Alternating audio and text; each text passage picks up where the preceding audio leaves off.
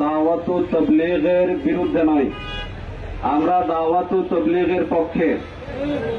উলামায়ে কেরাম দাওয়াতু তাবলীগের পক্ষে আগেও ছিলেন, এখনো আছেন, ভবিষ্যতেও থাকবেন।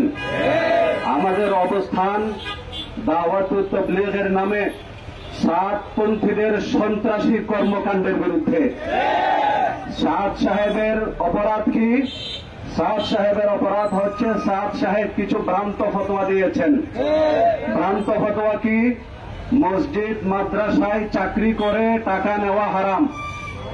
যারা মসজিদ মাদ্রাসায় চাকরি করে টাকা নেই তাদের উপার্জন বেশ্যার উপার্জনের চাইতেও জঘন্য। বেশ্যারাও তাদের আগে জান্নাতে চলে যাবে, নাউজুবিল্লাহ। সাদ সাহেবের ফতোয়া, মুসা আলাইহিস সালাতু ওয়াস সালাম তুর পাহাড়ে যে আল্লাহর ডাকে গিয়ে 40 দিন পর্যন্ত ছিলেন, এটা মুসা আলাইহিস সালাতু ওয়াস সালামের ভুল হয়েছে। সাদ সাহেবের ফতোয়া, আমরা এই যুগে প্রত্যেকেই ক্যামেরাওয়ালা মোবাইল অ্যান্ড্রয়েড সেট ব্যবহার করি। সাদ সাহেবের ফতোয়া অ্যান্ড্রয়েড সেট ব্যবহার করা হারাম। অ্যান্ড্রয়েড সেট পকেটে নিয়ে যদি কেউ নামাজ পড়ে নামাজ হবে না। অ্যান্ড্রয়েড সেট জায়েজ, বৈধ, এ মর্মে যদি কোনো আলেম ফতোয়া দেন, সেই আলেম ওলামায়ে সু অর্থাৎ ভণ্ড আলেম, নাউজুবিল্লাহ। এইভাবে তিনি অসংখ্য কোরআন হাদিস ইজমা কিয়াস বিরোধী ফতোয়া দিয়েছেন। দারুল উলুম দেওবন্দ থেকে তার সংশোধনীর চিঠি লেখা হয়েছে। তিনি সংশোধন না হয়ে এই উম্মতকে দুই ভাগে বিভক্ত করে দিয়েছেন। আমাদের দেশের কিছু মানুষ এই খুনি সাদের অনুসারী হয়ে টঙ্গী ইস্তিমার ময়দানে 2018 সনে হামলা করে অসংখ্য উলামায়ে কেরামকে তারা শহীদ করেছিল।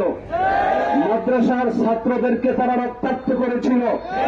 মাত্র 3-4 দিন পূর্বে 18 তারিখ গভীর রজনীতে তাহাজ্জুদরত অবস্থায় মুসল্লিদের উপর আক্রমণ করে অতর্কিত হামলা করে 4 জন দ্বীনী ভাইকে তারা শহীদ করেছে। আমরা সুস্পষ্ট ভাষায় দায়িত্বহীন কণ্ঠে বলতে চাই, বাংলাদেশে তাবলীগের কাজ চলবে উলামায়ে কেরামের নেতৃত্বে। তাবলীগের কাজ দ্বীনের কাজ।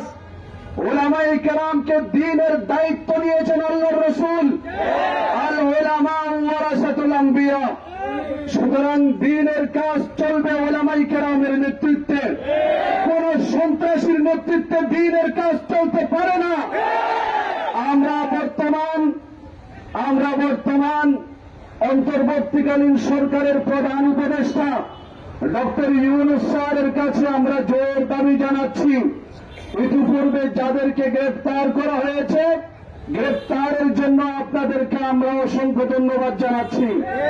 সাথে সাথে গ্রেফতারকৃত সকল খুনিদের দৃষ্টান্তমূলক শাস্তির দাবি জানাচ্ছি। যারা এখনো গ্রেফতারের বাইরে রয়েছে, অনতি বিলম্বে তাদের গ্রেফতার পূর্বক দৃষ্টান্তমূলক শাস্তির ব্যবস্থার জোর দাবি জানাচ্ছি। সাথে সাথে সারা বাংলাদেশে এই খুনি সাতপন্থীদের সব রকমের কার্যক্রম নিষিদ্ধ করার জোর দাবি জানাচ্ছি। ওয়া মা তাওফীকি ইল্লা বিল্লাহ, নাসরুম মিনাল্লাহি ওয়া ফাতহুন করিব।